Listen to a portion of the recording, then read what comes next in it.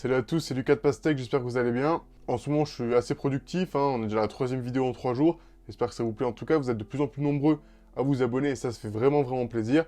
Si vous n'êtes pas encore abonné et que vous regardez cette vidéo et qu'elle vous plaît, je vous invite à vous abonner et à me dire dans les commentaires ce que vous en avez pensé. Suite à ma vidéo sur la bêta de macOS Big Sur qui est sortie hier, je vous la mets en annotation ici, je me suis dit, après macOS, pourquoi pas vous proposer la bêta d'iOS 14 qui vient de sortir aussi il y a 2 jours. Alors pour l'installation, c'est assez simple, c'est vraiment pas sorcier. Si vous avez déjà vu ma vidéo d'hier, vous commencez à comprendre la méthode, donc ça va être la même chose. Tout d'abord, rien de plus simple, vous prenez votre iPhone. Alors pour les modèles compatibles, je crois que tous ceux qui sont compatibles avec iOS 13 sont compatibles avec iOS 14. Il faudra vérifier, essayez voir peut-être l'iPhone 6S, l'iPhone SE de première génération, ça va être un peu compliqué, je sais pas encore. J'essaierai de vous trouver les informations, je vous mettrai en description de toute façon. Mais normalement, si vous avez un iPhone 7 ou plus, vous pourrez l'installer. Tout d'abord, il faudra vous rendre sur le site betaprofiles.com, je vous le mets dans la description. Vous n'avez pas besoin d'ordinateur pour faire cette manipulation. Donc vous vous rendez sur le site Betaprofile, vous vous rendez dans l'onglet Beta iOS. Ensuite, vous cliquez tout simplement sur télécharger. Ça va vous demander une autorisation, vous mettez oui. Ensuite, ça va vous installer un profil. Donc cliquez suivant, acceptez les conditions. Et maintenant, vous avez le profil d'installer sur votre téléphone.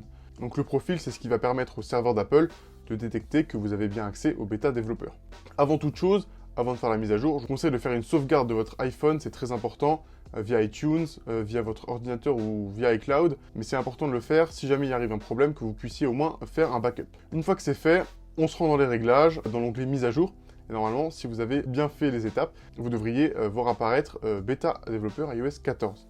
Une fois que c'est fait, vous pouvez cliquer sur télécharger. Ça va mettre un peu de temps selon votre connexion, moi ça allait assez vite. Par contre, l'étape de vérification de la mise à jour, comme il appelle, ça m'a pris une petite vingtaine de minutes, je crois, peut-être un peu plus. Donc faut laisser mouliner le téléphone, de toute façon on a l'habitude, c'est long, mais au bout d'un moment, ça va être bon.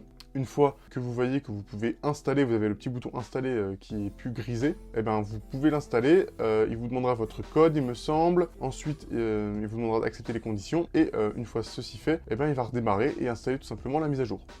Alors l'installation de la mise à jour va mettre un petit peu de temps selon votre modèle de téléphone.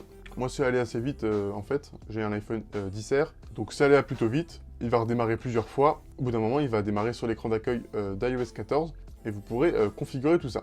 Alors une fois l'installation finie, lorsqu'il aura redémarré, vous aurez accès à iOS 14. Il vous demandera de mettre votre code, de mettre votre code PIN aussi d'ailleurs pour activer votre carte SIM.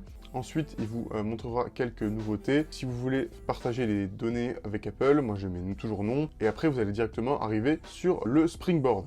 Alors, une fois sur l'écran d'accueil, vous n'allez rien voir de nouveau. Ça va être classique comme avant. Sauf que maintenant, du coup, vous avez accès à iOS 14 et vous pouvez désormais rajouter des widgets. Alors moi, c'est ce que j'ai fait. J'ai ajouté un petit widget météo pour vous montrer que la mise à jour s'est bien faite. De toute façon, dans les réglages, on voit bien que je suis sous iOS 14. Alors, je dois rappeler que c'est une bêta, c'est fait pour tester, c'est pas vraiment stable, même si avec les retours que j'ai vus sur Twitter depuis 2-3 jours, c'est plutôt stable pour une bêta, bien plus stable que les bêtas précédentes. Donc Apple commence à sortir des versions bêta qui sont plutôt abouties, mais c'est normal qu'il y ait quelques petits bugs, quelques petits problèmes. Comme sur macOS Big Sur, certaines applications ne sont pas mises à jour, par exemple Firefox, il n'arrive même plus à lire les vidéos sur YouTube, ni sur Twitch, donc c'est pas cool du tout, mais là ça ne devrait pas poser de problème vu que les applications ont l'air de fonctionner. Donc vous pouvez ajouter des widgets comme je vous l'ai dit, des widgets météo, des widgets de photos, plusieurs widgets vont arriver par la suite, je vous laisse découvrir ça par vous-même, et voilà, donc c'était très simple, très rapide. Si la vidéo vous a plu, encore une fois, je vous invite à vous abonner, on est de plus en plus nombreux, on a dépassé les 250 abonnés hier, donc je vous remercie vraiment beaucoup. N'hésitez pas à me laisser un petit pouce bleu, à me dire en commentaire ce que vous en avez pensé, si vous aimez bien cette mise à jour, ou alors si vous préfériez avant, si vous aimez les widgets, n'hésitez pas à me le dire. En tout cas, je vous remercie de m'avoir suivi, c'était Lucas de Pastèque, je vous dis à la prochaine. Bye.